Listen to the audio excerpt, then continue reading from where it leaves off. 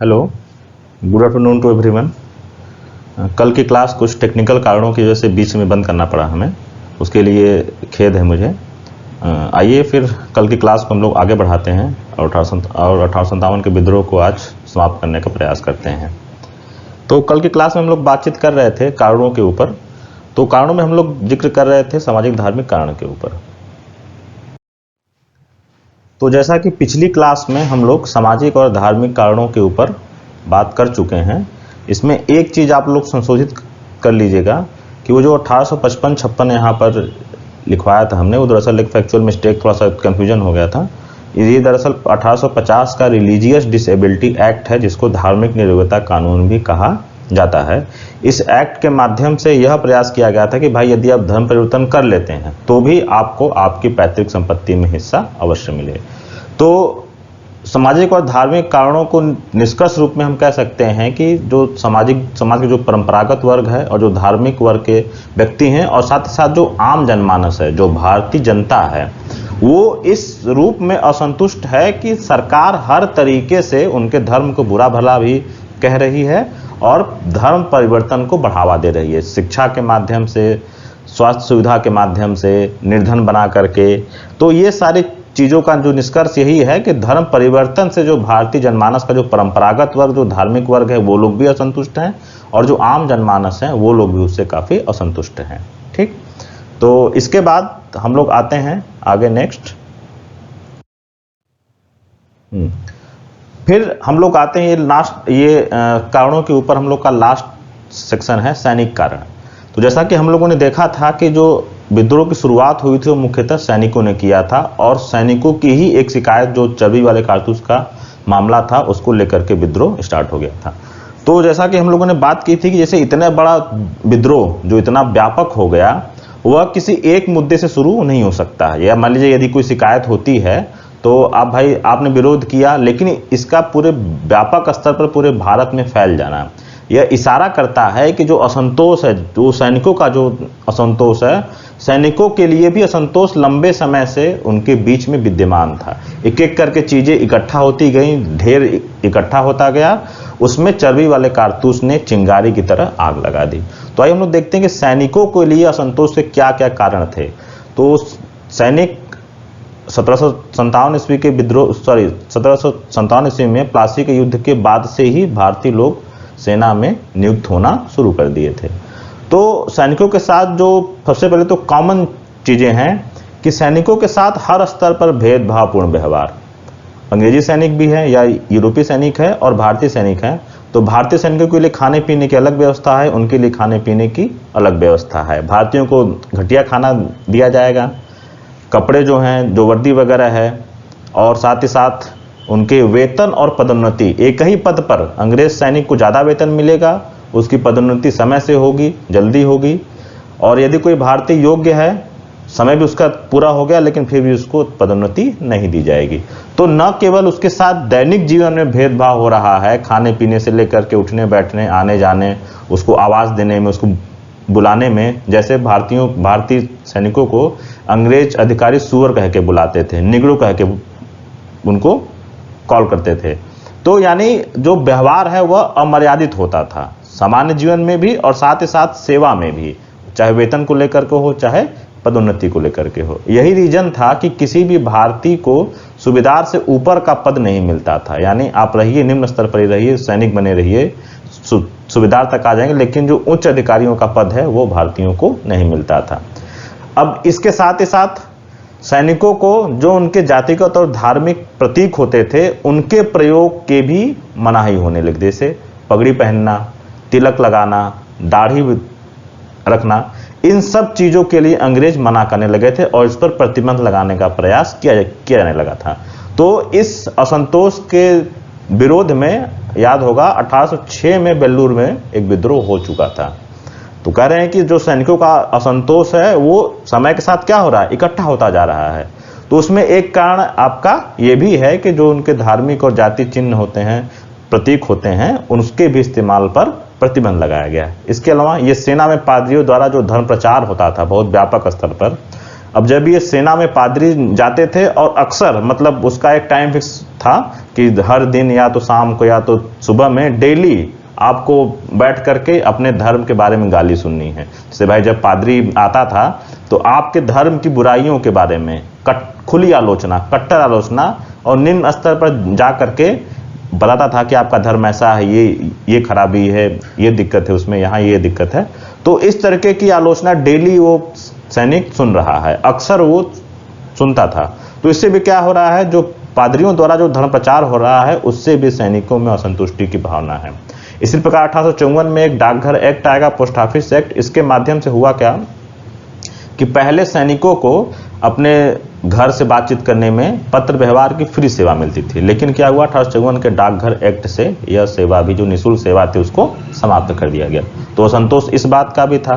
फिर कैनिंग के समय में सामान्य सेवा भर्ती अधिनियम आया, जिसके माध्यम से यह कहा गया कि अब आप जो भी नवीन सैनिक भर्ती होंगे वह सेवा के लिए उनको कहीं भी भेजा जा सकता है। और उसमें मुख्य रूप से जो शंका थी सैनिकों को समुद्र पार जाने की, क्योंकि भारतीय परंपरा में समुद्र को पार करना उस समय कह सकते हैं कि पाप माना जाता था। तो सैनिकों को डर था कि ये लोग हमें ऐसा आदेश दे करके समुद्र पार भेज करके हमारे धर्म को भ्रष्ट करना चाह रहे हैं और हमें जाति से निकालने के लिए एक रास्ता दे रहे हैं। क्योंकि होता था क्या कि उस समय कि अगर आप समुद्र पार चले गए तो आने के बाद आपको आपके समाज से, आपकी जाति से बहिष्कृत कर दिया जाता था।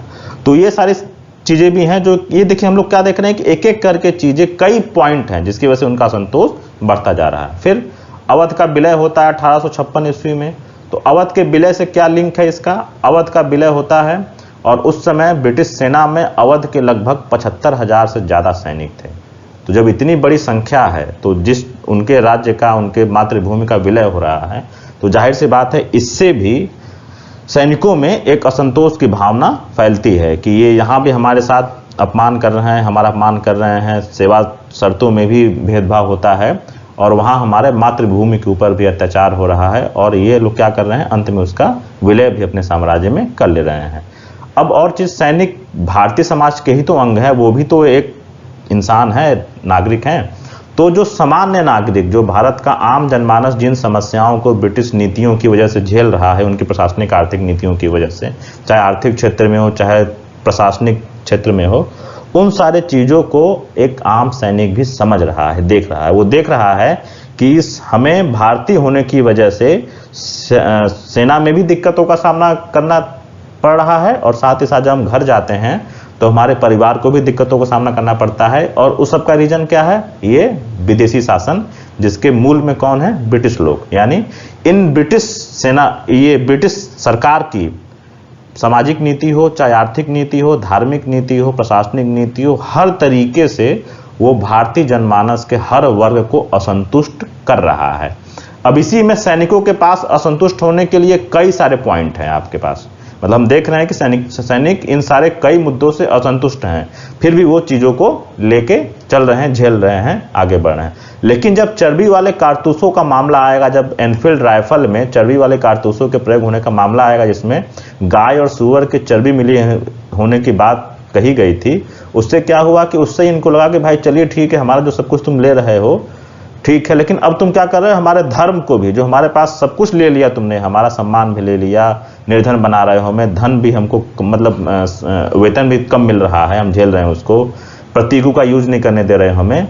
अब तुम क्या कर रहे हो, हमारे पास एक बची कुची चीज है, जो हमारी व्यक्तिगत चीज है, धर्म, उसको भी तुम नष्ट करने का प्रयास कर रहे हो। तो कई इतिहासकारों ने कहा है कि यदि चर्बी वाले कारतूसों का मामला न आया होता तो यह विद्रोह नहीं होता। तो मान सकते हैं, क्योंकि देखिए भाई, हम सभी लोग इस चीज़ को आसानी से समझ सकते हैं कि धर्म को लेकर के हर भारतीय, आप इसको आज भी देख सकते हैं कि धर्म को लेकर के हम ज़्यादा संवेदनशील होते हैं।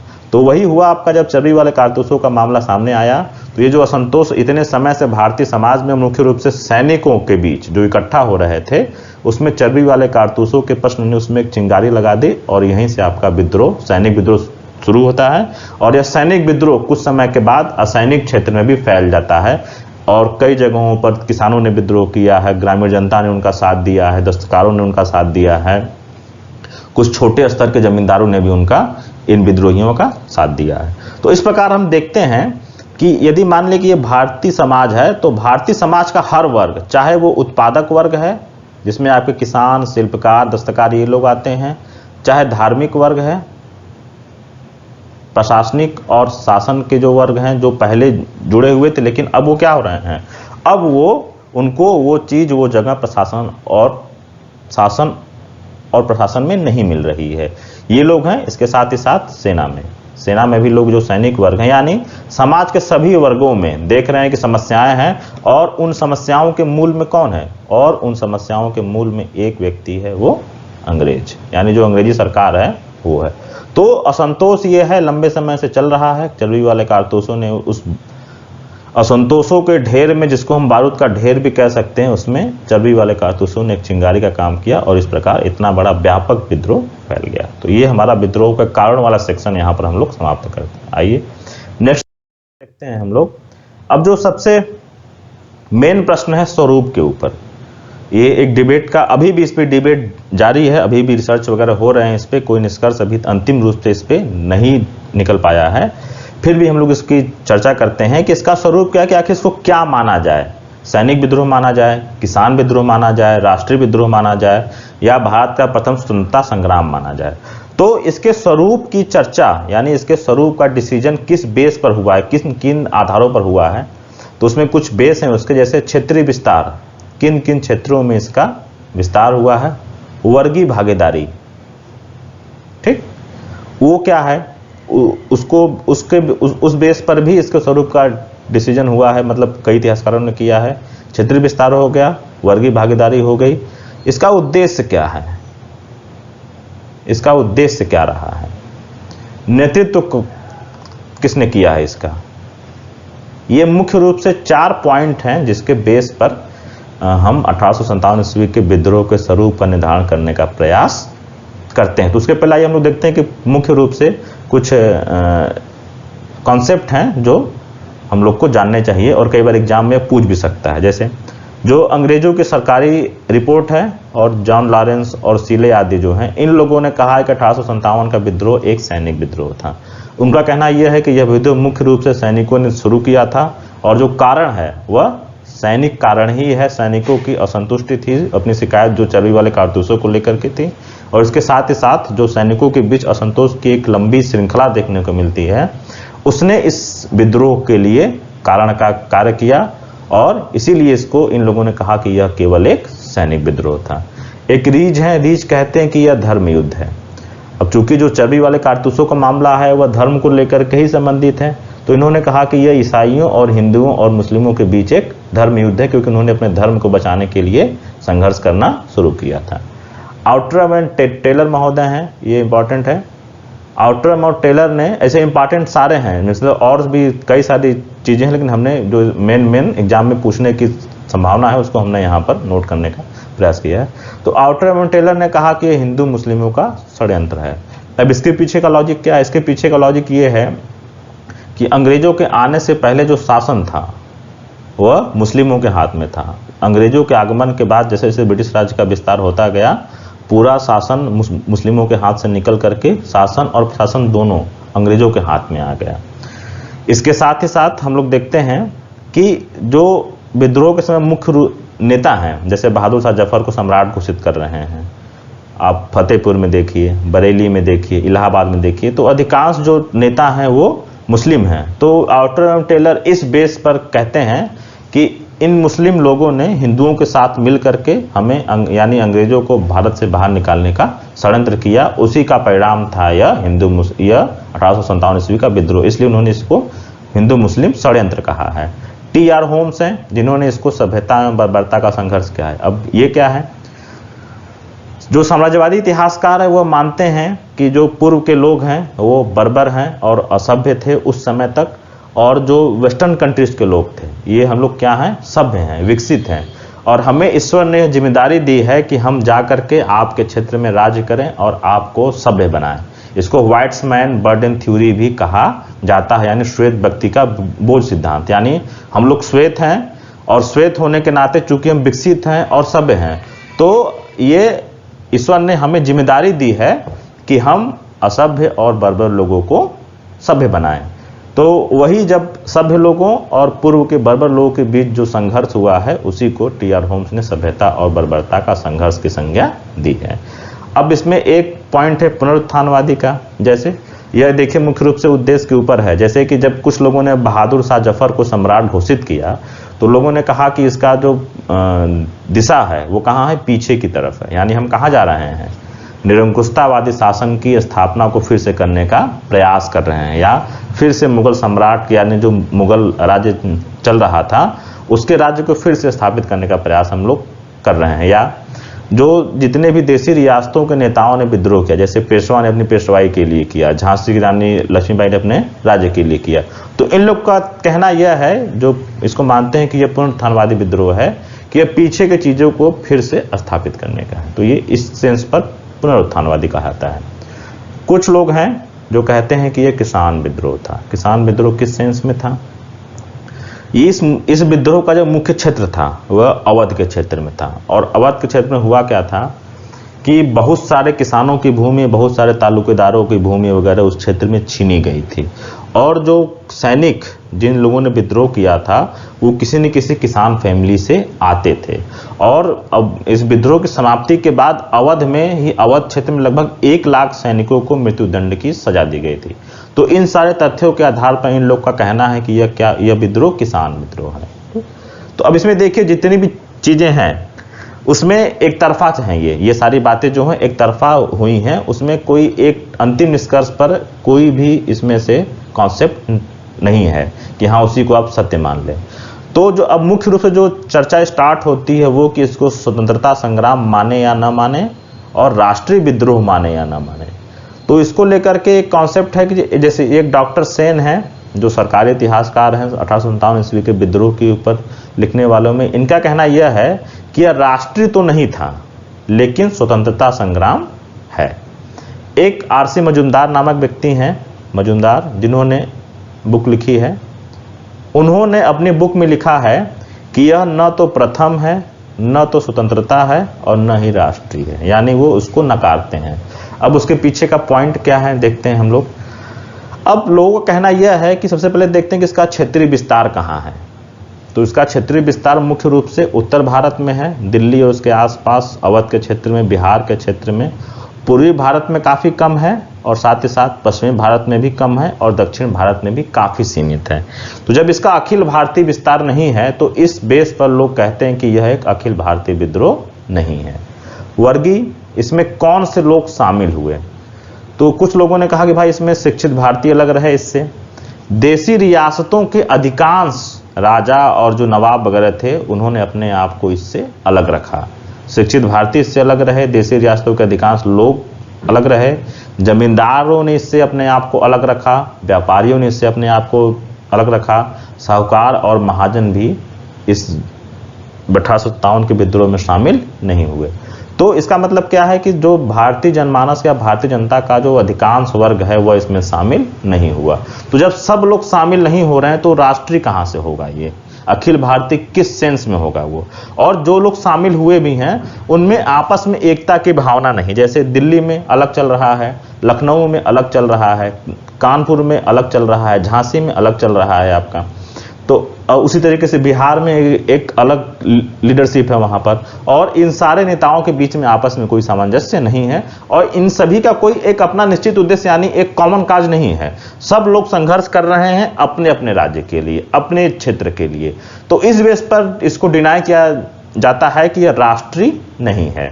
अब बात आती है स्वतंत्रता संग्राम की कि यह स्वतंत्रता संग्राम है कि नहीं है। तो देखिए इसमें जो इतिहासकार नहीं मानते हैं कि यह स्वतंत्रता के लिए संघर्ष किया गया है, तो इन लोग का कहना यह है कि भाई जो लोग भी नेता वगैरह थे, जैसे सैनिकों ने विद्रोह करना स्टार्ट किया और वो बहादुर शाह जफर को सम्राट बना रहे हैं, तो केवल अंग्रेजों से मुक्ति पाना चाह रहे हैं।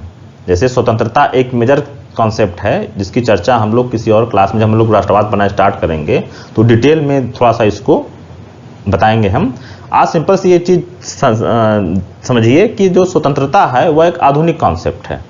तो स्वतंत्रता मानना, इस आंदोलन को या इस विद्रोह को स्वतंत्रता संग्राम मानना, तो इसको केवल एक सीमित अर्थों में माना जा सकता है इस अर्थ में कि इसमें विदेशियों से मुक्ति का एक प्रयास सभी लोगों ने किया। जैसे जहां जहां भले अलग अलग किया, एक होकर के नहीं किया या उनका एक कॉमन काज नहीं है, लेकिन उसमें एक चीज तो है कि सभी लोग क्या हैं, इस विदेशी शासन से मुक्ति चाहते हैं, इस अंग्रेजों के शासन से स्वतंत्र होना चाहते हैं। तो इस बेस पर हम इसको स्वतंत्रता संग्राम मानते हैं। और वीडी सावरकर हैं, विनायक दामोदर सावरकर, इन्होंने ये ऐसे पहले व्यक्ति हैं जिन्होंने इसको भारत का प्रथम स्वतंत्रता संग्राम कहा है। यह उनका कथन है। उन्होंने एक बुक भी लिखी है। अब इसके अलावा अब कुछ लोग कहते हैं कि जब इसमें सारे लोग शामिल नहीं हैं, सारे क्षेत्र के लोग शामिल नहीं हैं और इनका उद्देश्य प्रगतिशील नहीं है, यानी जो स्वतंत्र भारत की संकल्पना है या मतलब अंग्रेजों से मुक्ति के बाद क्या बनाएंगे हम, एक लोकतांत्रिक देश या एक नई व्यवस्था लेकर के आना, एक वैकल्पिक व्यवस्था लेकर के आना, तो जब ये सारी चीजें नहीं है तो हम इसको कैसे राष्ट्रीय आंदोलन और स्वतंत्रता संग्राम का पार्ट माने। तो इसका उत्तर इस तरीके से दिया जा सकता है, जैसे जब स्वदेशी आंदोलन हुआ तो क्या वो पूरे क्षेत्र में विस्तृत हुआ था या सारे लोग उसमें शामिल थे? असहयोग आंदोलन है, सविनय अवज्ञा आंदोलन है, तो क्या इन सारे आंदोलनों में क्या पूरा भारत शामिल था? उस समय भी कई क्षेत्रों में यह आंदोलन विस्तृत नहीं हुआ, सारे लोग उसमें शामिल नहीं हुए, लेकिन क्या हम उसको राष्ट्रीय आंदोलन मानते कि नहीं मानते? हम उसको अपने स्वतंत्रता का आंदोलन मानते हैं। राष्ट्रीय आंदोलन की दिशा में या राष्ट्र बनने की दिशा में क्या क्या एक प्रयास मानते कि नहीं मानते हैं? तो हमें उसके वर्गीय और क्षेत्रीय भागीदारी को छोड़ करके उसके संकल्प को देखना चाहिए, या राष्ट्र निर्माण की दिशा में उसका क्या योगदान रहा है। तो आप लोग को जानकर आश्चर्य होगा, या इसमें आश्चर्य की बात नहीं है, कि जब 1857 ईस्वी के विद्रोह को प्रथम स्वतंत्रता संग्राम हम कह रहे हैं, तो इसने उसके बाद से भारत में राष्ट्रवाद के विकास में बहुत बड़ी भूमिका निभाई है। यानी यह भारत में राष्ट्रवाद के विकास का एक मजबूत प्रेरक तत्व रहा है। यह भारतीय इतिहास का एक ऐसा शानदार पड़ाव है जिसने कालांतर में आगे जाकर के एक दीपक की तरह काम किया, एक दीपक की तरह, यानी एक रोशनी दिखाई है कि हमें इस दिशा में या अंग्रेजों से मुक्ति की दिशा में हम लोग को आगे बढ़ना है। तो इस सेंस में देखें, हम उसकी विरासत के रूप में देखें कि 1857 ने हमको क्या दिया, 1857 के विद्रोह ने हमें क्या दिया। तो उसने हमें स्वतंत्र होने की प्रेरणा दी, एक राष्ट्र के रूप में विकसित होने के लिए प्रोत्साहित किया, हमें आपस में एक होने के लिए प्रोत्साहित किया। जैसे कि 1857 ईस्वी के विद्रोह पर लिखते हुए W.H. रसेल, एक विदेशी पत्रकार है लंदन का, उसने लिखा है कि यदि सारे भारतीय इस विद्रोह में शामिल हो गए होते तो हो सकता है कि यह विद्रोह सफल हो गया होता। तो जो 1857 ईस्वी का विद्रोह है उसकी प्रेरणा देखिए, उसकी विरासत को देखिए, उसके योगदान को देखिए कि इसने क्या किया राष्ट्रवाद के विकास में, हमें एक बनाने में, और कालांतर में किस तरीके से हमें अपना आंदोलन आगे बढ़ाना चाहिए, एकता कितनी जरूरी है। इन सारे मोर्चों पर अगर देखें तो जो 1857 ईस्वी का स्वतंत्रता संग्राम है वह भारतीय राष्ट्रीय आंदोलन के इतिहास में सबसे मजबूत प्रेरक तत्व के रूप में उपस्थित रहा है। ठीक है, तो इस सेंस पर हम इसको स्वतंत्रता संग्राम कहते हैं और इसको हम लोग मानते हैं कि यह भारतीयों के लिए प्रथम स्वतंत्रता संग्राम था। अब देखिए, जैसे आरसी मजूमदार ने जब कहा कि यह प्रथम किस सेंस में नहीं है, उनका कहना यह है कि पहले भी ऐसे विद्रोह हुए हैं, अलग अलग छिटपुट क्षेत्रीय विद्रोह, जैसे सन्यासी विद्रोह है, जनजातियों ने विद्रोह किया है, तो ऐसे कई सारे विद्रोह हुए हैं। यह जो 1857 का विद्रोह है यह अंतिम विद्रोह है। ये वो कह रहे हैं कि वो प्रथम नहीं है, वो एक अंतिम विद्रोह है। तो हम देखें कि भाई जो पहले के विद्रोह हुए वह छिटपुट हुए हैं, क्षेत्रीय हुए हैं, लेकिन जो 1857 का विद्रोह हुआ है भले यह सीमित क्षेत्र में है लेकिन यह पूरे भारत के हर क्षेत्र में एक साथ हुआ है। ध्यान दीजिएगा, एक साथ होने की बात है, यह पूरे भारत में एक साथ हुआ है। और भले इसमें सारे वर्गों की भागीदारी नहीं है लेकिन भारतीय जनमानस का अधिकांश वर्ग इसमें शामिल रहा है, भले अलग अलग कारणों से शामिल रहा है, अलग अलग क्षेत्र में शामिल रहा है, लेकिन सबका कॉमन काज क्या है, अंग्रेजी शासन से मुक्ति। तो इसलिए हम इसे अपने राष्ट्रीय आंदोलन का प्रथम स्वतंत्रता संग्राम मानते हैं और यही स्वरूप के क्षेत्र में निष्कर्ष है। अभी और भी जो रिसर्च वगैरह हो रहे हैं आगे आएंगे तो हो सकता है इसमें कुछ चेंज वगैरह आए, लेकिन जो कॉमन निष्कर्ष यही है कि यह हमारे भारतीय राष्ट्रीय आंदोलन का प्रथम स्वतंत्रता संग्राम है। यानी पहली बार सभी भारतीयों ने मिल करके एक साथ एक समय पर अंग्रेजों को बाहर निकालने का या अंग्रेज शासन से मुक्ति प्राप्त करने का प्रयास किया। ठीक, तो यहां स्वरूप वाला पॉइंट हम लोग का समाप्त होता है। तो इस प्रकार इसके स्वरूप पर चर्चा करने के बाद आइए हम लोग बात करते हैं उसकी सफलता के कारण पर। चूंकि ये विद्रोह तो सफल हो गया था, तो देखिए, जब भी ऐसे बड़े विद्रोह या किसी बड़ी घटनाओं के जीत या हार का प्रश्न सामने आता है, तो उसमें हम लोग के पास एक बेस होना चाहिए कि हम लोग किस बेस पर उसमें बात करें। तो उसका एक सिंपल आधार या सिंपल पैमाना यह होता है कि अब देखिए, दो पक्ष हैं इसमें। अब इसमें जब इंडियन हार गए तो जाहिर सी बात है उनकी कुछ कमजोरी रही होगी, उनके कुछ कमजोर पक्ष रहे होंगे, और दूसरी तरफ जो जीता उसके मजबूत पक्ष कुछ रहे होंगे। यानी कुछ हमारी तरफ से कमी रही होगी और कुछ उनकी तरफ से मजबूती। और इन दोनों चीज़ों में एक और चीज़ होती है, परिस्थिति। कि परिस्थिति ने किसका साथ दिया। ठीक, तो हम इन्हीं तीनों पॉइंट पर 1857 ईस्वी के विद्रोह की असफलता के कारणों की पड़ताल करते हैं। देखिए, विद्रोह स्टार्ट हुआ और लगभग 1 वर्ष के अंदर ही अंग्रेज सफलता के साथ इस विद्रोह को दबाने में सफल हो गए।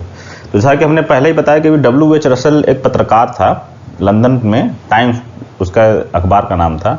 देखिए, ये एक फैक्ट भी है कि जैसे अधिकतर एग्जाम में, पीछे से एग्जाम में कई बार पूछ लिया है कि किसी आंदोलन या किसी घटना के दौरान विदेशी पत्रकार या जिसने उसका उल्लेख किया हो या जो उपस्थित रहा हो, तो 1857 के विद्रोह के बारे में W.H. रसेल ने लिखा है। उसने लिखा क्या है कि यदि इस विद्रोह में भारत के सभी लोग साथ दिए होते, यह सभी क्षेत्रों में होता और सभी जनता ने इसमें भागीदारी की होती, तो यह विद्रोह हो सकता है कि सफल हो सकता था।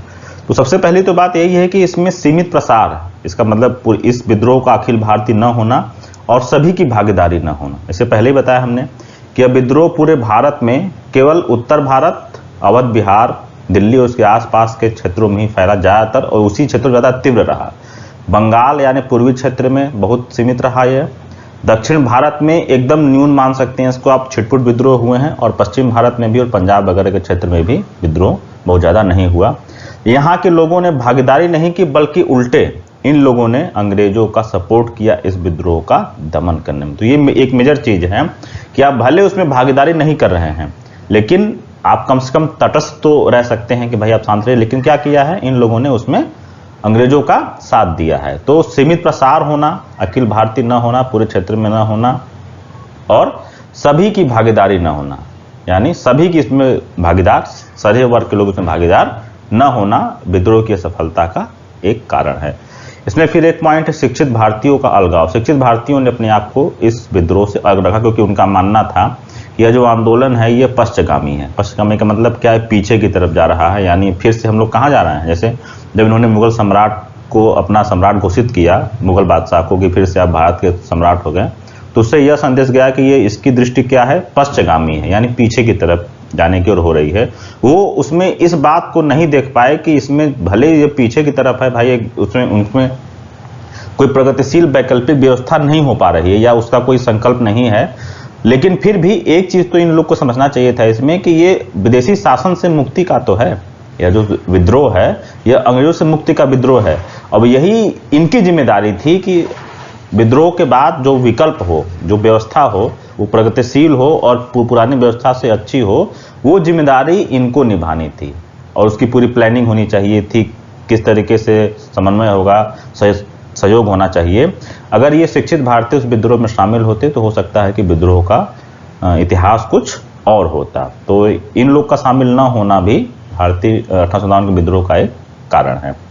योग्य नेतृत्व की कमी, देखिए इसमें कई सारे पॉइंट हैं। अब हम एक एक पॉइंट अलग से नहीं, हम एक डिटेल में बात देखते हैं यहाँ पर। जैसे देखिए, विद्रोह स्टार्ट हुआ, हम लोग देखते हैं कि दिल्ली में अलग टाइम पे विद्रोह हुआ, लखनऊ में अलग हो रहा है, कानपुर में अलग हो रहा है, ग्वालियर में अलग समय हुआ है, बिहार में अलग टाइम पे हुआ है, और अलग अलग लोगों ने किया है।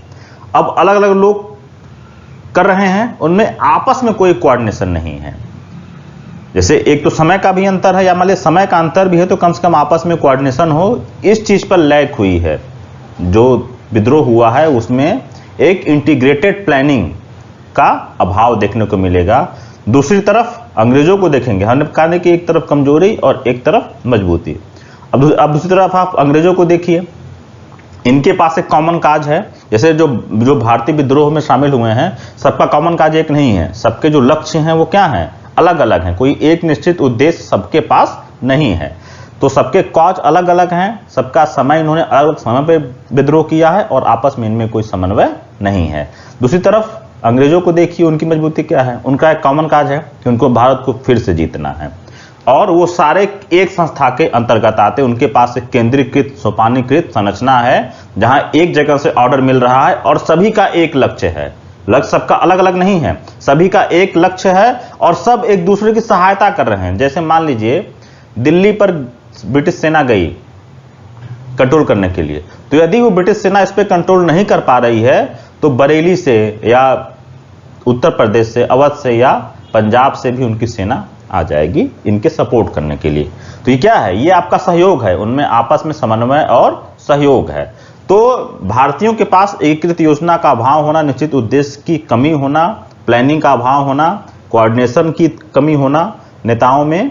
दूसरी तरफ जो यहां पर कमी है वो अंग्रेजों की मजबूती है। तो इस मोर्चे पर भी भारतीय क्या हुए, फेल हुए। अगला चीज है योग्य नेतृत्व की कमी। जब बहादुर शाह जफर को सम्राट घोषित किया गया तो बाद में जब उनके ऊपर मुकदमा चला तो उसमें यह बात खुल करके सामने आई कि वो तो उस विद्रोह का नेतृत्व स्वीकार करना ही नहीं चाह रहे थे। जब आप खुद विद्रोह का नेतृत्व स्वीकार करना नहीं चाह रहे हैं तो आप समझ सकते हैं कि उनका नेतृत्व कैसा होगा आपका, ठीक है। इसके अलावा जो विद्रोहियों में कुछ योग्य नेता हैं, मतलब कुछ गिने चुने नाम हैं, जैसे कुंवर सिंह हैं, झांसी की रानी लक्ष्मीबाई हैं, तात्या टोपे हैं या पेशवा हैं, नाना साहब हैं, गिने चुने लोग हैं। ये लोग मतलब संख्या इनकी जैसे विद्रोह को से मतलब भारतीयों का पक्ष देखे तो कुछ गिने चुने लोग हैं जो योग्य नेता के रूप में हैं। अब उधर देखेंगे तो यह संख्या लिस्ट बहुत लंबी है। हैवलॉक, जॉन निकलसन, कर्नल नील, विलियम टेलर, रेनर्ड, बहुत सारे लोग हैं। सारे लोग क्या हैं और सबके पास अच्छा अनुभव है। इसमें से कई ऐसे हैं जो लंदन से आए, जैसे कैम्बेल ब्रिटेन से आया हुआ है, उसके पास कई युद्धों का अनुभव भी है। इधर भारतीयों के पास ऐसे अनुभव की कमी है। और फिर वही बात, नेता जैसे भाई आप लड़ रहे हैं, संघर्ष कर रहे हैं, किसके लिए संघर्ष कर रहे हैं, किस चीज के लिए, आपका टारगेट क्या है। तो इस चीज का अभाव भी हमको भारतीयों की तरफ से देखने में मिलता है। अब जो अगला प्रश्न है ये बहुत इंपॉर्टेंट है, सीमित साधन बनाम असीमित साधन। एक तरफ सीमित हैं, अब जैसे भाई आप विद्रोह कर रहे हैं, आपके पास न ढंग के हथियार हैं, न ढंग के शस्त्र हैं, न खाने पीने की भी चीजें हैं। दूसरी तरफ अंग्रेजों के पास संसाधन की कोई कमी नहीं है, पूरा उनके पास खूब ढेर सारा है, चाहे खाद्यान्न की चीजों जैसे भाई सब कुछ कंट्रोल तो उनके हाथ में है। वो एक स्टेट है, वो एक क्या है, संगठन है, और आप क्या हैं, विद्रोही हैं। विद्रोही होने के साथ साथ आपके पास ट्रांसपोर्ट और कम्युनिकेशन के साधन नहीं है, यानी आपको अपनी बात अपने किसी दूसरे साथी को भेजनी है तो हो सकता है कि वो बात आपकी वहां तक पहुंचे ही ना, या बहुत लेट पहुंचे। और अंग्रेजों के पास क्या है, रेलवे और टेलीग्राफ, तार, जिसको हम लोग तार कहते हैं, जिसकी शुरुआत डलहौजी ने की थी। जो रेलवे और टेलीग्राफ की शुरुआत हुई थी उसका बहुत ही अच्छा लाभ मिला अंग्रेजों को 1857 के विद्रोह का दमन करने में। तो एक तरफ अंग्रेजों के पास यातायात और संचार के आधुनिक साधन हैं, तीव्र हैं, आसानी के साथ रेलवे का प्रयोग करके अपनी सेना को जगह से दूसरी जगह सेंड कर रहे हैं। सूचना त्वरित, जो सूचना है, जैसे मान लीजिए कहीं विद्रोह हो गया, उसकी सूचना त्वरित रूप से कहाँ पहुंच रही है, जहां चाहे उनको तार के माध्यम से पहुंच रही है। उधर भारतीयों के पास यह सुविधा उपलब्ध नहीं है। तो वही हमने बताया कि एक तरफ सीमित साधन है, बहुत सीमित है। स्थिति ऐसी है कि कई बार भारतीय विद्रोहियों के पास रसद की कमी पड़ गई है, उनको खाने पीने के लिए भी चीजें नहीं मिली हैं। तो जब खाने पीने की चीजों की कमी है तो हम हथियार और जो अन्य जो चीजों की है उसकी उम्मीद हम कैसे कर सकते हैं कि उनके पास वो सारी चीजें बहुतायत मात्रा में उपलब्ध होंगी। तो एक पॉइंट ये है। तो उसके साथ साथ आधुनिक शस्त्र उनके पास अच्छा, जैसे जब ये जो नई राइफल आई, एनफील्ड राइफल, आपने उसकी ट्रेनिंग नहीं ली और आपने उसका प्रयोग करने से इनकार कर दिया। अभी जो नई राइफल थी वो पुराने वाले ब्राउन बैस की जगह और जो आपके तीर भाले हैं उससे बहुत अच्छे हैं, तेज है। अब अंग्रेज प्रयुक्त कर रहे हैं एनफील्ड राइफल, और आपके पास लूटे हुए कुछ ब्राउन बैस की राइफलें हैं और अधिकांश सेना आपकी तीर भाले से, तलवार से युद्ध कर रही है। तो उसमें आप जीत सकते हैं? नहीं। तो आधुनिक शस्त्र, अंग्रेजों के पास पूरा तोपखाना है, अच्छी खासी संख्या है, तो शस्त्रों को लेकर के, खाने पीने की चीज़ों को लेकर के विद्रोहियों और अंग्रेजों में एक बहुत मेजर डिफरेंस है, जो एक बड़ा कारण है भारतीय उसमें सफल या भारतीयों की असफलता का एक बड़ा कारण है। यानी एक तरफ स्टेट है, जैसे आप आज की कल्पना कीजिए कि आप आज क्या राज्य से लड़ सकते हैं, चाहे भारत सरकार से हो या उत्तर प्रदेश गवर्नमेंट से हो, आप कुछ विद्रोह करके उनसे आप संघर्ष कर सकते हैं? नहीं कर सकते हैं, क्योंकि उनके पास संसाधनों की असीमित है, उनके पास संसाधन असीमित हैं, सब कुछ उनके पास है। आपके पास बहुत इकट्ठा करेंगे आप अपने पैसे से लूट करके, एक सीमित मात्रा में ही आप लोग इकट्ठा कर सकते हैं। तो ये एक मेजर पॉइंट है जिसने एक मेजर डिफरेंस पैदा किया विद्रोहियों और अंग्रेजों के बीच में। इसके साथ अंग्रेजों के लिए अनुकूल अंतर्राष्ट्रीय परिस्थिति, हमने जिस परिस्थिति की बात की, हुआ क्या, 1856 में क्रीमिया वार में अंग्रेज बिजी थे, लेकिन उस समय तक आते आते 1857 के विद्रोह के मतलब 1858 की शुरुआत वगैरह तक वहां पर सब कुछ समाप्त हो जाएगा और आसपास की सेनाएं अंग्रेजों की सहायता के लिए भारत में आ जाएंगे। कैम्बेल 50,000 की सेना लेकर के लंदन से आया, फारस से सेना गई, अफगानिस्तान से इनकी सेना आ रही है, नेपाल से सहायता मिल रही है उनको, जो नेपाल का सेनापति जंग बहादुर है वह एकदम प्रबल रूप से अंग्रेजों की सहायता कर रहा है। तो आसपास ये जो परिस्थितियां हैं, जो अंतर्राष्ट्रीय परिस्थिति, वो किसके अनुकूल है? अंग्रेजों के। पहले ही हम इतने सारे मोर्चों पर कमजोर हैं, अब अंग्रेजों को परिस्थिति का भी लाभ मिल रहा है और उनको पूरा सपोर्ट मिल रहा है। तो ये अनुकूल अंतर्राष्ट्रीय परिस्थिति। अब ये बड़ा इंपॉर्टेंट है, देसी नरेश एवं सामंतों का सहयोग। अब उस समय की आप तत्कालिक स्थिति को देखिए तो सेना हो या शस्त्र वगैरह हो, जो भी हो, वो किसके पास होगा? देसी नरेशों के पास होगा, जो सामंत हैं, जो बड़े जमींदार हैं, पैसा उनके पास है। इन लोगों ने इस विद्रोह में खुलकर सहायता नहीं की। लगभग 550 देसी रियासतें हैं, मतलब उस समय थी, लगभग 550 के आसपास भारतीय देसी रियासतें थी। उसमें से हमको लग रहा है कि बहुत मैक्सिमम 10-20 देसी रियासतों ने खुल करके इस विद्रोह में अंग्रेजों के खिलाफ वो खड़े हुए। तो मान देखिए, मतलब 80-90% जो देसी रियासतें हैं वो इस विद्रोह में शामिल नहीं हैं। जब वो विद्रोह में शामिल नहीं है तो आपको संसाधन वैसे ही नहीं मिलने वाले हैं, सेना आपको नहीं मिलने वाली है। अब ये लोग शामिल भी नहीं हुए इस तरफ से और तटस्थ भी नहीं रहे, बल्कि उल्टे क्या किया, इन लोगों ने अंग्रेजों का प्रबल सहयोग किया। उन्हें बहुत फेमस नाम है, हैदराबाद के मंत्री सालार जंग का और ग्वालियर के मंत्री हैं दिनकर राव। इन दोनों की राजभक्ति की अंग्रेजों ने मुक्त कंठ से बहुत प्रशंसा की है। इनको वो अंग्रेजों के बहुत अच्छे मतलब अंग्रेज इनको बहुत अच्छे राजभक्त मानते थे। इसके अलावा सिंधिया हैं, होलकर है, पंजाब में कई सारे सिख सरदार जो है ना, पटियाला है, जिंद है, नाभा है, इन सभी सरदारों ने किसका साथ दिया? अंग्रेजों का साथ दिया। भोपाल की बेगम ने बहुत एक्टिवली सपोर्ट किया अंग्रेजों का विद्रोह का दमन करने में। जोधपुर के राजा हैं, जयपुर के राजा हैं, नेपाल का जंग बहादुर का नाम हमने बताया। इसके अलावा ये देसी रियासतों के शासकों के साथ साथ जो बड़े जमींदार हैं उन्होंने भी खुलकर सपोर्ट किया अंग्रेजों का।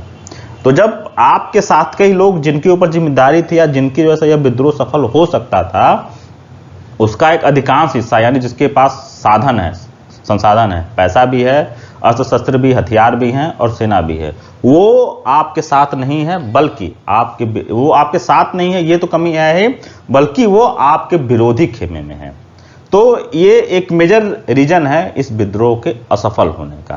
कारण में जैसे जो असंतुष्ट थे, असंतुष्ट में ये लोग थे, लेकिन अंग्रेजों की शक्ति का भय कह लीजिए या अपना स्वार्थ, इनको समझ में आया कि इस विद्रोह में शामिल होने से हमारा स्वार्थ पूर्ति नहीं होगा, बल्कि अगर हम अंग्रेजों का साथ देंगे तो हो सकता है कि अंग्रेज विद्रोह का दमन करने के बाद हमें रिवार्ड दे। और वही होगा बाद में। जैसे होगा क्या, आपका कई सारे जमींदारों और तालुकेदारों की जो भूमि वगैरह अंग्रेजों ने छीनी थी उनको वापस कर लिया जाएगा, और जो देसी रियासतें थी फिर बाद में उनके विलय न करने की बात को स्वीकार किया जाएगा और उसके बाद कोई भी विलय करने का प्रयास नहीं किया जाएगा। ठीक है, तो ये मेन रीजन है इस विद्रोह की असफलता के कारणों का। ठीक, आइए अब हम लोग देखते हैं इसके परिणाम की तरफ कि इस विद्रोह का परिणाम क्या रहा है। अब इतना बड़ा विद्रोह हुआ है, अंग्रेजों ने भी अपनी पूरी कमेटी वगैरह कई चीजें बिठाई, उन्होंने कई कमीशन वगैरह बनाए जिन्होंने पूरी रिपोर्ट की जांच पड़ताल की कि कहां कहां हम फेल हुए, कैसा क्या हुआ कि यह विद्रोह हमारा यह विद्रोह भारतीयों के द्वारा किया गया। तो उन रिपोर्टों और अपने एनालिसिस के बेस पे इन्होंने कई सारे चेंज किए, इनकी जो पॉलिसीज थी वो कई सारी चेंज हुई। जैसे सबसे पहले क्या होता है, शासन में परिवर्तन होता है, ये सब लोग जानते हैं। 1858 के एक्ट आता है। उस समय 1 नवंबर 1858 को कैनिंग ने इलाहाबाद में महारानी विक्टोरिया का घोषणा पत्र पढ़ा था, जिसमें शासन चेंज होता है और कहा जाता है कि अब किसी भी देशी रियासत का विलय ब्रिटिश साम्राज्य में नहीं किया जाएगा। ये होता है। इसके अलावा 1858 के एक्ट से अभी तक जो कंपनी राज चल रहा था, ईस्ट इंडिया कंपनी का शासन चल रहा था, अब ईस्ट इंडिया कंपनी के हाथ से भारत की सत्ता ब्रिटिश संसद के हाथ में, ब्रिटिश संसद द्वारा निर्धारित एक 15 सदस्यीय एक वहां पर परिषद बनाई जाएगी, जिसकी अध्यक्षता भारत राज्य सचिव नाम का व्यक्ति करेगा, जो कैबिनेट स्तर का मंत्री होता था। यानी वो भारत का राज्य सचिव जो होता था वह इंग्लैंड की जो कार्यपालिका थी उसमें कैबिनेट स्तर का मंत्री होता था, उसको भारत मंत्री भी कहते थे। तो लंदन में होम गवर्नमेंट में यह चेंज होगा। भारत में गवर्नर जनरल को अब वायसराय कहा जाने लगेगा, यानी अब सत्ता किसके हाथ में है, मुखिया कौन रहेगा, वायसराय। तो एक मेजर चेंज है, कंपनी के हाथ से सत्ता निकल करके ब्रिटेन की संसद में चली जाएगी। आगे देखिए, यह बात उठेगी बार बार कि भारतीयों को हमने शासन में जगह, ध्यान दीजिएगा हमें प्रशासन की बात नहीं कर रहे हैं, शासन की बात कर रहे हैं। तो यह कई लोगों ने कहा कि भाई अगर हम भारतीयों की बातों को हमने नहीं सुना, अगर हम उनकी बातों को सुन लेते तो हो सकता है कि यह विद्रोह न होता, यानी उनकी नाराजगी को, उनकी बातों को हमें सुनना चाहिए। तो भारतीयों की बातों को सुने कैसे, जब हम भारतीयों को शामिल करेंगे। तो वही आपका होगा 1861 का जब एक्ट आएगा तो उसमें 3 भारतीयों की नियुक्ति वायसराय की परिषद में करने का प्रस्ताव, वही परिषद में करने के लिए कहा जाएगा। तो भारतीयों को शासन में ध्यान दीजिएगा प्रतिभाग देना शुरू किया गया। रेलवे का विकास होता है, क्या मतलब इसका है, देखिए उसका रेलवे का विकास है आर्थिक भी है और सामरिक भी है। आर्थिक जो इस तरीके से भाई इतना बड़ा जब विद्रोह हो रहा है तो चीज़ें अस्त व्यस्त हो रही हैं, तो अर्थव्यवस्था के पुनर्निर्माण के लिए रेलवे का विकास और तेजी के साथ होना स्टार्ट होता है। उसी में सिंचाई वगैरह के लिए नहरें वगैरह भी काफ़ी बनवाई जाती हैं। इसके साथ साथ रेलवे ने जितना अच्छा सपोर्ट किया था विद्रोह का दमन करने में, यानी सेना को ले आने इस तरीके की चीज़ों में, उसमें रेलवे की महत्ता स्पष्ट हुई और इसलिए पूरे भारत मतलब और ज़्यादा कोने कोने में हम लोग पहुंच जाए, माइक्रो लेवल पर रेलवे का विस्तार करने के लिए प्रयास किया जाने लगा। फिर इसमें एक कानून, एक वो बात बार बार कही जाएगी कि अब हम किसी भी देशी राज्य का विलय नहीं करेंगे, यानी अब हम ब्रिटिश साम्राज्य का विस्तार नहीं होगा। जो हो चुका है वो हो चुका है। अब जो देशी रियासतें हैं उनके राजाओं का विलय नहीं होगा और उनके साथ जो पहले के समझौते वगैरह किए गए हैं उनका सम्मान भी किया जाएगा।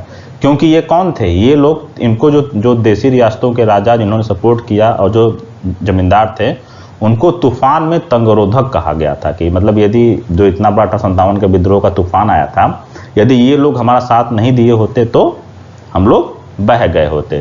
जैसे लॉर्ड कैनिंग ने कहा था कि यदि सिंधिया और होलकर भी कल विद्रोह में शामिल हो जाएं तो मुझे भारत से अपना बिस्तर गोल करना होगा, यानी हमको भारत छोड़ करके जाना होगा। हैदराबाद ने जिस तरीके से अंग्रेजों का सपोर्ट किया, अगर वो सपोर्ट नहीं किया होता तो दक्षिण भारत में उतना अच्छे से कंट्रोल अंग्रेजों का स्थापित नहीं होता। इसके साथ ही साथ अब यहीं से एक नया कॉन्सेप्ट आता है ब्रिटिश पैरामाउंटेसी का। ब्रिटिश पैरामाउंटेसी का यानी ब्रिटिश परमोच्च सत्ता या परम सत्ता या सर्वोच्चता, जो भी कह लीजिए।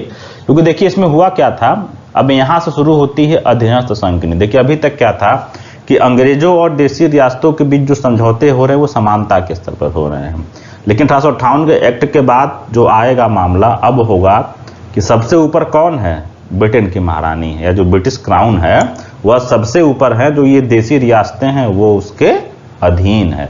और इसी बात को दिखाने के लिए या उसका प्रदर्शन करने के लिए लिटन के समय में 1876 में राज उपाधि अधिनियम लाया जाएगा, जिसमें महारानी विक्टोरिया को कैसरे हिंद की उपाधि दी जाएगी। और प्रैक्टिकली भारतीयों को इस चीज का फील कराने के लिए लिटन ने 1 जनवरी 1877 को दिल्ली दरबार का आयोजन किया। यह प्रथम दिल्ली दरबार है।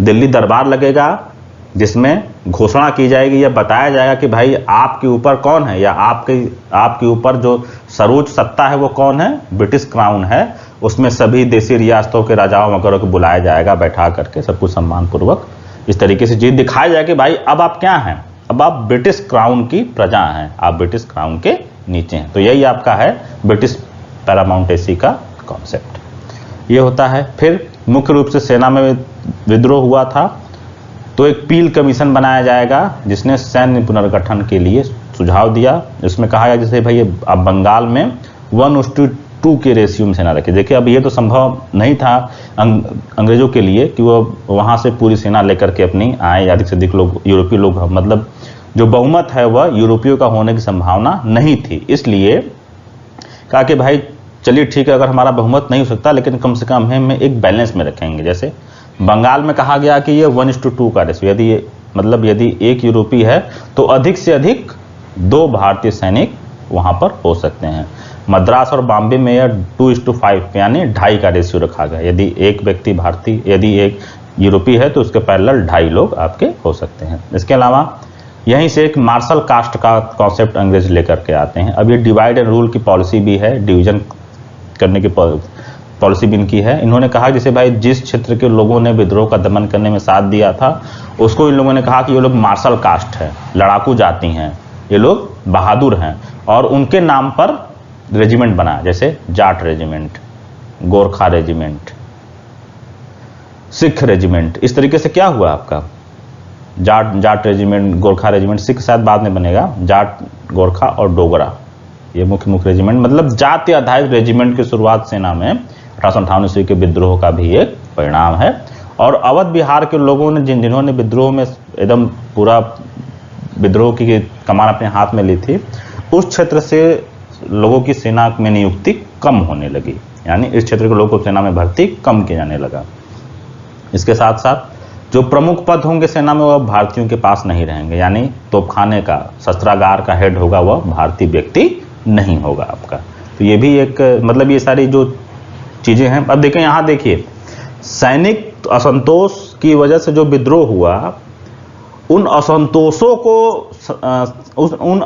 असंतोषों का समाधान करने का प्रयास नहीं किया, बल्कि कैसे अपने आप को बचाएं, कैसे अपने आप को पावरफुल बनाए रखें और कैसे डिवाइड एंड रूल करें, डिवीजन बनाएं, वो उस क्षेत्र में उन्होंने काम किया। यानी विद्रोह के मूल कारणों का समाधान यहाँ पर अभी भी करने का प्रयास नहीं किया गया। वो भेदभाव, वेतन का, सेवा का, सब चीज़ों का क्या रहेगा, ज़्यादा रहेगा, बल्कि 1858 ईस्वी के विद्रोह के बाद जो नस्ली भेदभाव है वह और ज़्यादा बढ़ जाएगा।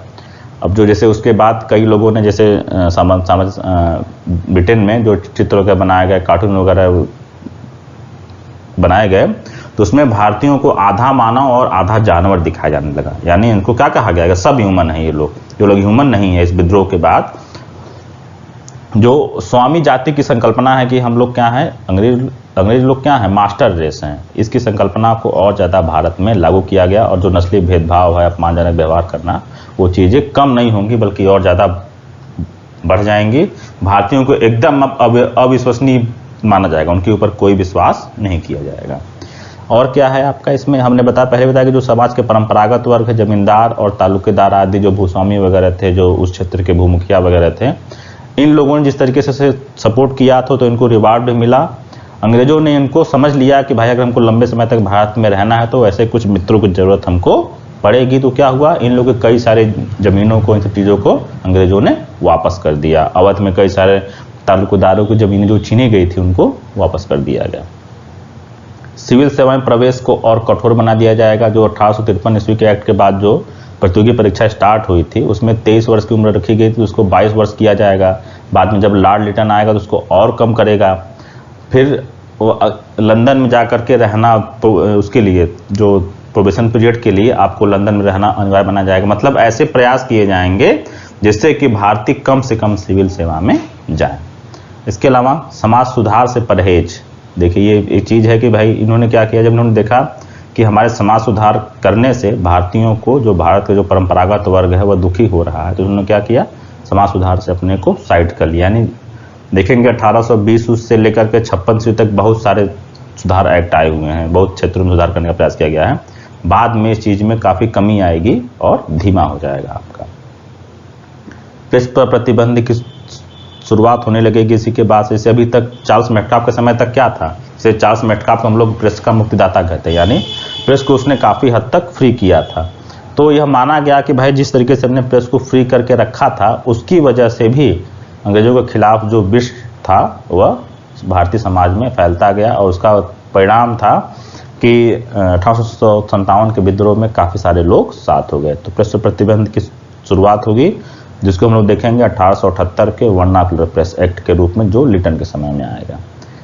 इसके अलावा एक नई चीज़ स्टार्ट होती है गजेटियर निर्माण की। गजेटियर क्या होता है, जैसे मान लीजिए डिस्ट्रिक्ट गजेटियर है या स्टेट का गजेटियर है या कहाँ जहाँ का भी हो, जिस क्षेत्र का गजेटियर होगा उस क्षेत्र में उसका इतिहास, उस गजट में, जैसे डिस्ट्रिक्ट गजेटियर मुख्य रूप से उसका इतिहास, उसका भूगोल क्या है, कहाँ कहाँ तक उसकी सीमा वगैरह है, उसका मतलब जो सांस्कृतिक है, जो कल्चरल चीज़ें हैं, कौन कौन से जाति धर्म के लोग उसमें हैं, ये सारी चीज़ें, और उसके जो आर्थिकी है, जो आर्थिक आंकड़े वगैरह होते हैं, क्या किन चीज़ों की खेती होती है, कौन कौन से फसल वगैरह होती हैं, यानी प्रशासन की सुविधा के लिए उस डिस्ट्रिक्ट के बारे में जो बेसिक इन्फॉर्मेशन होती है उसको एक लिखित रूप में रखने की परंपरा शुरू होती है। उसी को यहाँ पर गजेटियर निर्माण कहा गया है।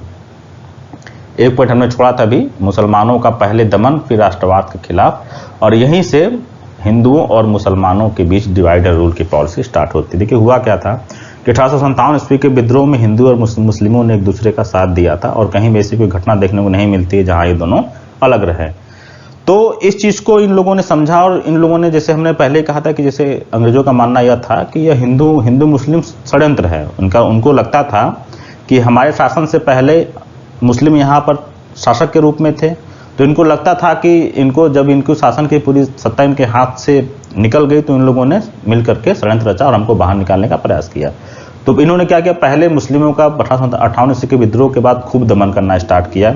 कई सारे नवाबों अमीरों की संपत्ति वगैरह को इन लोगों ने क्या किया, जब्त कर लिया, उनको मतलब कमजोर करने का प्रयास किया। कुछ समय के बाद यह नीति इनकी चेंज हो जाएगी, और 1870 में एक विलियम हंटर की बुक आएगी, इंडियन मुसलमान। 1870 में इंडियन मुसलमान नाम की एक बुक आएगी, जिसमें कहा जाएगा कि यदि भारत में अंग्रेजों को लंबे समय तक राज्य करना है तो मुसलमानों के प्रति एक विशेष नीति अपनानी होगी। तो यहीं से अंग्रेजों ने क्या किया, पहले जब 1870 ईस्वी के बाद से आपका क्या होता है, भारत में राष्ट्रवाद का उद्भव होना शुरू हो जाता है।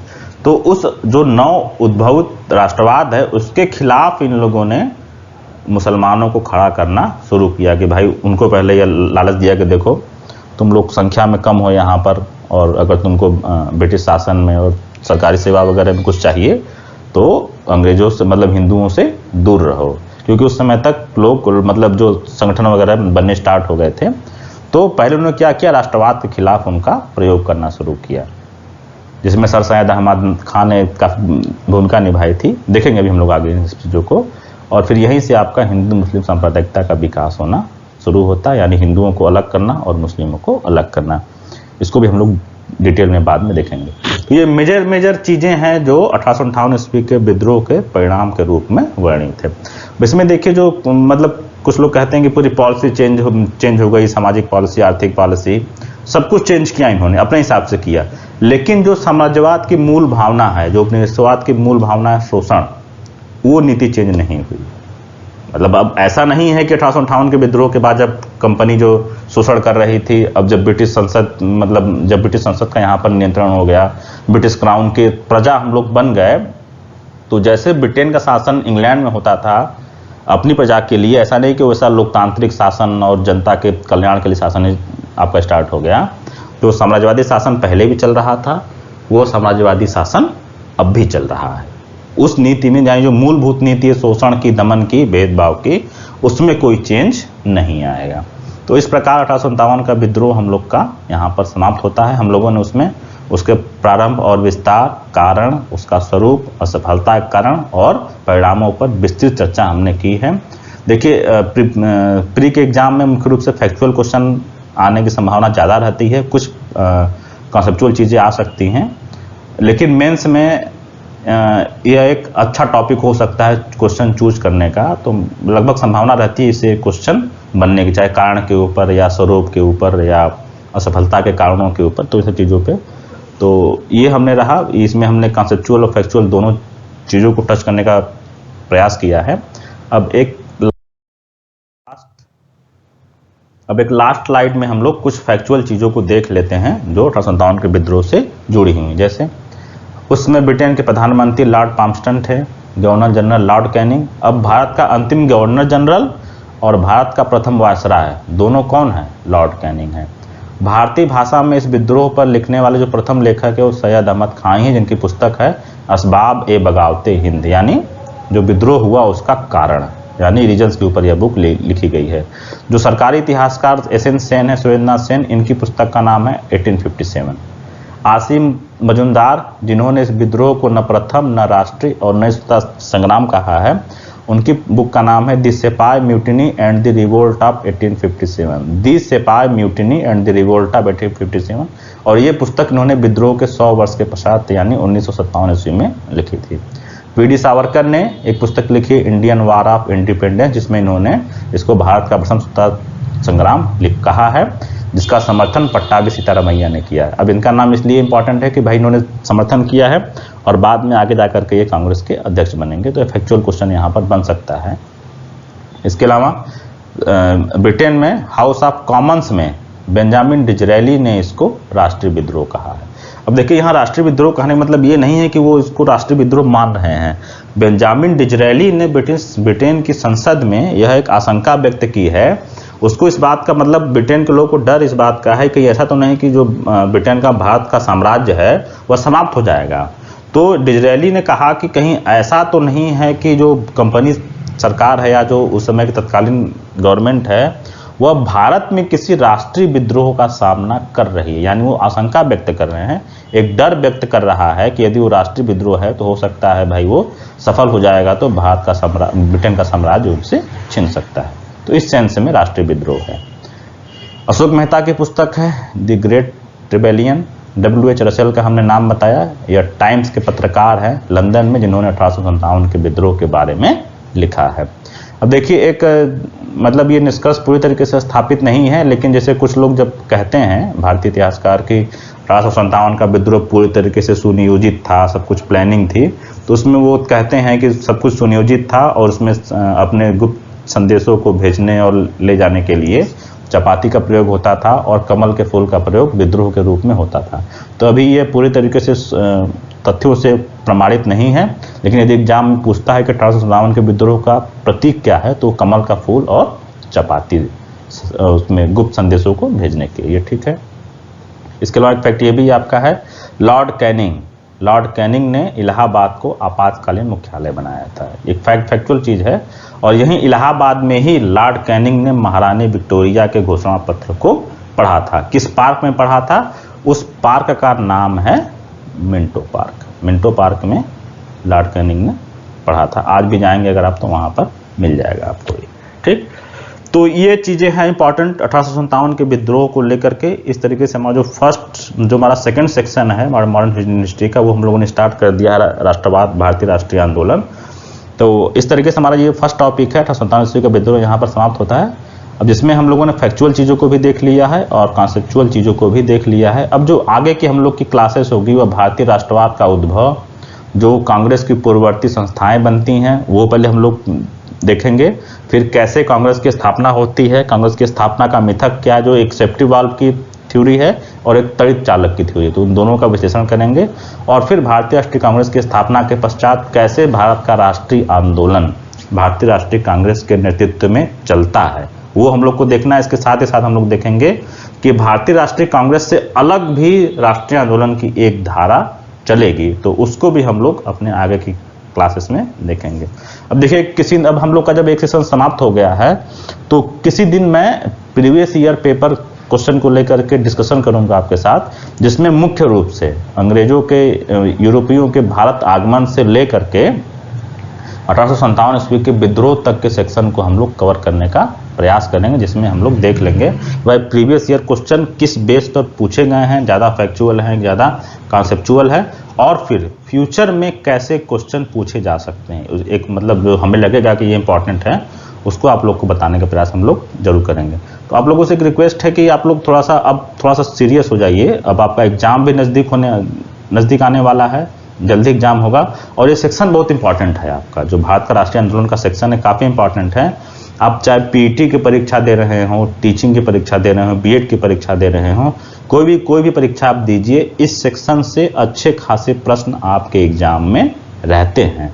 तो आप लोग इस चीज़ को ध्यान दीजिए और इस सेक्शन को अच्छे से पढ़िए। और फिर से मैं कहूँगा कि आप लोग एक बार खुद से पढ़ लिया कि जैसे अगर अब नेक्स्ट टॉपिक हमने आप लोग को बता दिया कि भारत का राष्ट्रीय आंदोलन हम लोग को देखना है, तो आप थोड़ा सा उसको पढ़ना ऐसे स्टार्ट कीजिए। पढ़ करके आएंगे और प्रश्न पूछेंगे, तभी आप कुछ ज़्यादा अच्छे से ग्रहण कर सकते हैं। अब देखिए, हम लोग को सारी चीज़ें देखनी होती हैं। हम पहले स्टार्ट करते हैं बेसिक लेवल से फिर थोड़ा डीप जाने का प्रयास करते हैं। तो अब एक ही क्लास में सब कुछ नहीं बताया जा सकता है। तो अगर आप पढ़ करके आएंगे तो आप जो क्वेश्चंस होंगे, आपके क्वेश्चंस के माध्यम से कुछ अन्य चीज़ें या कुछ कॉन्सेप्ट या कुछ अवधारणाएं निकल करके आती हैं। तो आप लोग इस सेक्शन को अच्छे से पढ़िए। फिर से मतलब मेरा कहना है कि पढ़ करके आइए और अच्छे से पढ़िए, ठीक है। फिर नेक्स्ट क्लास में हम लोग देखेंगे भारत में राष्ट्रवाद का उद्भव, ठीक है। चलिए, थैंक यू।